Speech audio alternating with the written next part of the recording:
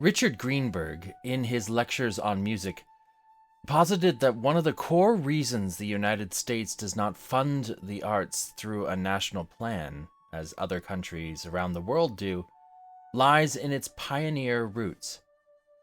The pioneers who built the United States had little time for what they considered the frivolities of art making. The farmers who tirelessly tilled the land during the American expansion, and the cowboys who herded cattle across the vast expanses that would become the larger United States, were too consumed by survival to engage deeply with music or drama. Yet, if one studies the American drama and the history of theater in the United States, an obsession with the pioneering experience becomes evident. A reverence for the American West that rivals the ancient Greek fixation on the shepherds of Arcadia. When enriched Nash released his play, The Rainmaker, in 1954, many praised its simple, pleasing story of a spinsterish woman revitalized by a con man in the midst of a southwestern American drought. Audiences recognized in it a mythic analog for the struggle of those who devoted their lives for survival, governed by the changing seasons, the whims of the weather, and the profound loneliness of that existence. They saw in it an expression of the quiet sadness of the American experience. This play became the perfect foundation for two Texans, composer Harvey Schmidt and lyricist Tom Jones, who had gained a cult following for their work off-Broadway with the Fantastics, to write a new musical. Schmidt and Jones met while attending university in Texas. Jones, an aspiring playwright, combined his talents with Schmidt's ability to compose simple piano tunes, leading to the creation of smaller, more intimate musicals. At that time, in the 1960s, musicals were grand, often featuring the pseudo-operatic works of Rodgers and Hammerstein and Lerner and Loewe. When their unconventional musical, The Fantastics, began its off-Broadway run, neither Schmidt nor Jones could have anticipated that this would lead to a 42-year success. For their follow-up project, they needed a subject they could both connect with, leading them to adapt Nash's The Rainmaker into the musical 110 in the Shade. The original play, set in a small dust-filled town in the American Southwest during the 1930s, involved intense scenes between lonely characters. However, the producers of the musical wanted something grander in scope. Despite their efforts, however, Schmidt and Jones were more adept at creating a sound that evoked the dusty breezes of Texas rather than the grandiose productions of the early 1960s. The result was a show that looked lavish, but retained the intimacy of a chamber piece, more suited to a small stage than a grand theater. Though 110 in the Shade was well received upon its debut, it has always been somewhat difficult to stage. Its simplistic book and demanding central female role, which requires significant acting prowess, did not lend itself to widespread appeal. The show has seen two Broadway revivals, one in the 1990s and another in 2007, both of which were heavily retooled. Neither revival fully captured the essence of the original script or the score. There is something about this musical that remains elusive, yet also compelling. In today's video, I will undertake what I call an anatomy of a musical, inspired by a phrase from a former girlfriend who was both a musical theater fan and an anatomist. I will break down 110 in the Shade, starting with its exploration of the American experience, followed by an analysis of the central characters, and concluding with the moral message of the piece. But first, I want to share an anecdote about the time I saw a local Canadian production of the show. In my university years, I was required by the institution to attend local plays, and one of these had to be a musical. While I was already an avid theater goer, this requirement led me to explore shows I might not have otherwise chosen for myself. On one occasion, a group of friends and I decided to see a local school's production of 110 in the Shade. At the time, I knew little to nothing about the show, so I walked into the theater with no preconceived notions. What followed was one of the most bewildering and uncomfortable experiences I have ever had in the theater. The production featured actors who were clearly enthusiastic, yet they were struggling through what seemed to be a clunker of a script. The songs were pleasant enough, but felt disconnected from the dramatic narrative. Then came the song Raunchy. What stood out in my memory was a very risque performance by a young actress, portraying a character who gyrated provocatively on stage in front of her bewildered father. This created a moment that felt disturbingly incestuous. This scene left a deep impression on me, coloring my opinion of the entire musical. Years later, I revisited 110 in the Shade and discovered a different work than I remembered. This anecdote underscores how a poor production can warp one's reception of a piece, even when the underlying work is not inherently flawed. 110 in the Shade is, in fact, a throwback to a different era of American musical theater, steeped in a unique brand of nostalgia that is quintessentially American. Entertainment in the United States has long been infused with a pastoral ideal, particularly for the period between the two world wars. This era is often romanticized as a time when farmers worked in harmony with the rhythms of the seasons, tied to the land and laboring with their own hands. 110 in the Shade evokes this pastoral nostalgia in spades. The music, with its folk-like sounds, echoes this theme, and the show's main motif bears striking similarities to Aaron Copland's Billy the Kid ballet. Though I have no direct evidence, I believe this is intentional. The soundscape created by Copland has become synonymous with the American West, evoking a sense of adventure and vast open spaces, a sound later echoed by composers like Elmer Bernstein. However, this nostalgic vision is an illusion. The reality of American life during this time was far more complex, marked by economic hardship, cultural tensions, and ethnic struggles. 110 in the Shade centers on a drought, a common motif in American history. The show's portrayal of drought, however, is sanitized. The real-life Dust Bowl of the 1930s was a catastrophic event, exacerbated by poor farming practices that turned fields into dust bins. When the winds picked up, they created massive dust storms that wreaked havoc across the continent, suffocating life in its path. Yet, in 110 in the Shade, the drought is reduced to a mild inconvenience, captured in the plaintive song, "Gonna Be Another Hot Day."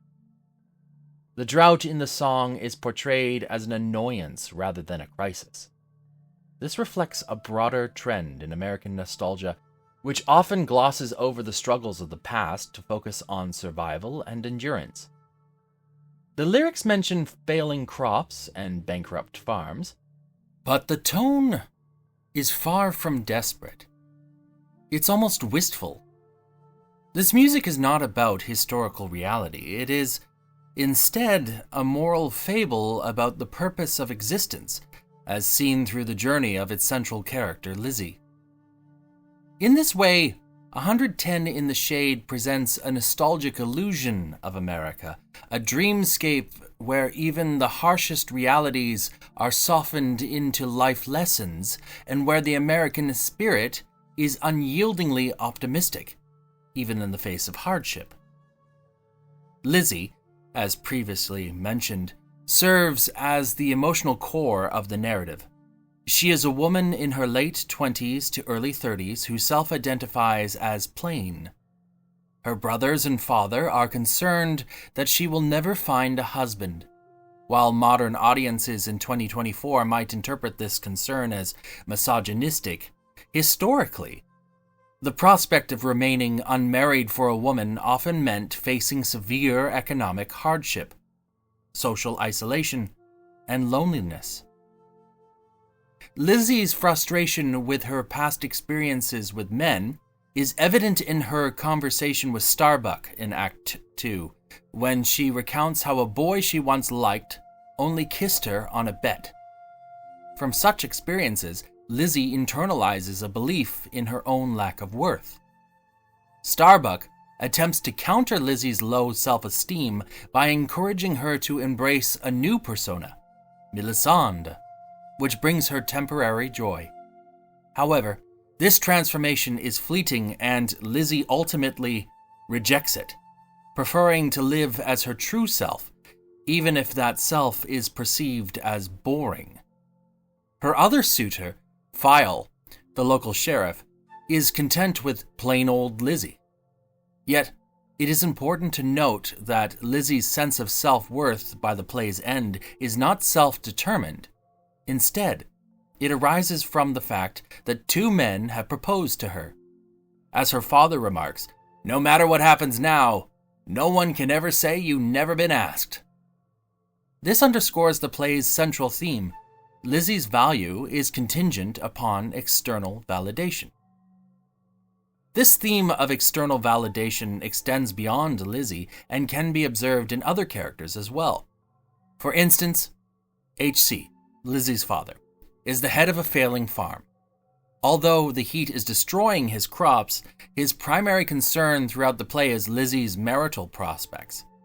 Every scene drives towards the resolution of Lizzie's personal conflict. Analyzing H.C. as a major supporting character proves challenging because the narrative only provides glimpses of his personality, such as his enjoyment of poker and his status as a widower. We learn little about his farming endeavors. His sole focus is on securing a husband for his daughter. This narrow characterization is one of the reasons why the book of this musical can be challenging to present, as the characters, aside from Lizzie and perhaps Starbuck, are largely two-dimensional and serve more as plot devices than fully realized individuals. However, this observation should not be construed as a criticism, as there may be a deliberate aesthetic purpose behind this portrayal. The first song, "Gonna Be Another Hot Day," reveals that the townspeople are preoccupied with the lack of rain, which they believe is essential for their town's renewal and prosperity. When Starbuck offers to make rain for a fee of $100, the townspeople view this as a potential solution, despite its irrationality. The accompanying music, reminiscent of a revival meeting, underscores the irrationality of their hope. Starbuck's attempt to exploit the townspeople's naivety for his own gain highlights the role of hope in the play.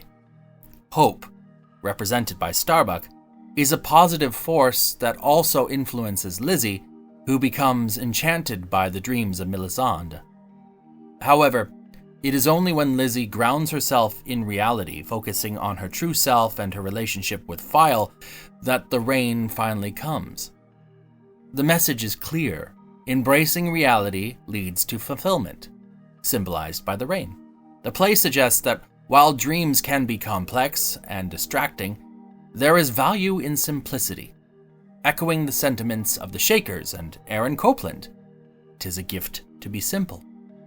In 110 in the Shade, rain is not merely a meteorological occurrence, but serves as a potent metaphor for fulfillment, reinforcing the musical's thesis that external validation is paramount.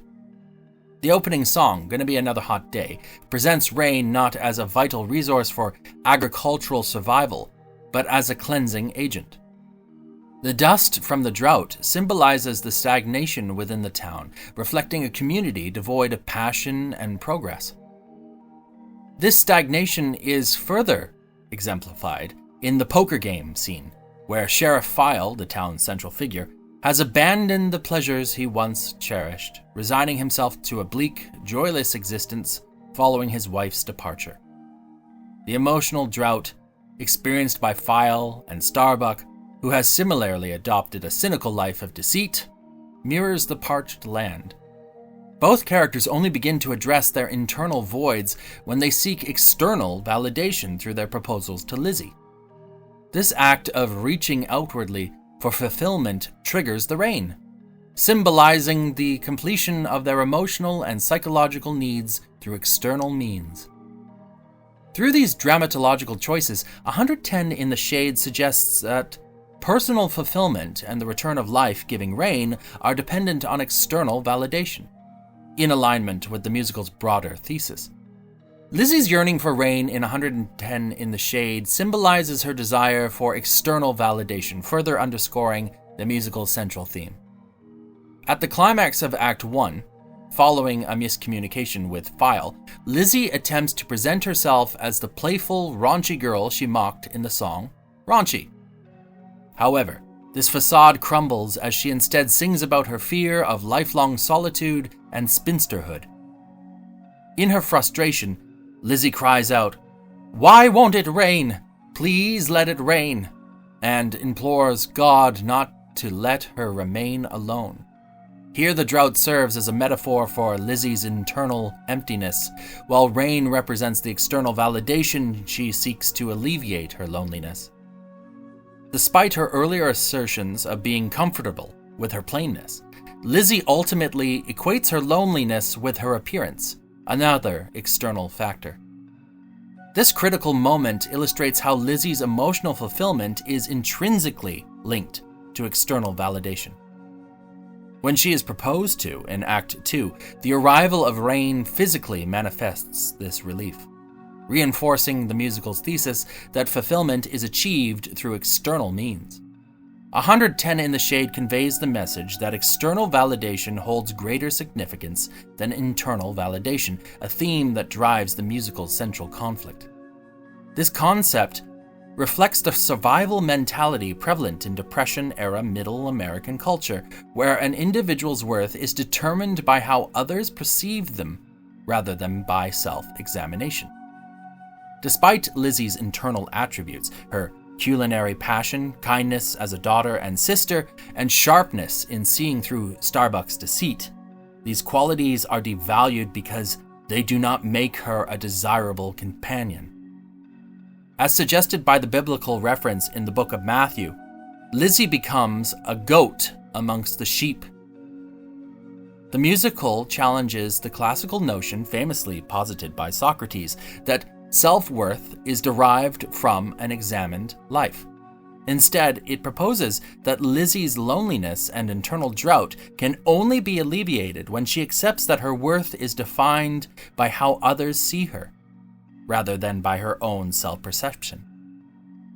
While this perspective may raise questions about the positivity of its message, it aligns with the musical's broader thesis that external validation is ultimately what matters. And so we arrive with our weather-beaten boots and dusty traveler's garb at the stark, unforgiving heart of 110 in the Shade. If we were to dissect the cultural innards of this musical, peel back the layers of its nostalgic illusion, we'd find that its core is less a paean of the pioneering spirit than a bleak, unsettling meditation on the American myth. The pastoral ideal, the quaint vision of harmonious living in tune with the earth's rhythms, unravels under scrutiny to reveal harsher truth: the American obsession with self-worth, determined not by one's intrinsic qualities, but by the gaze of others.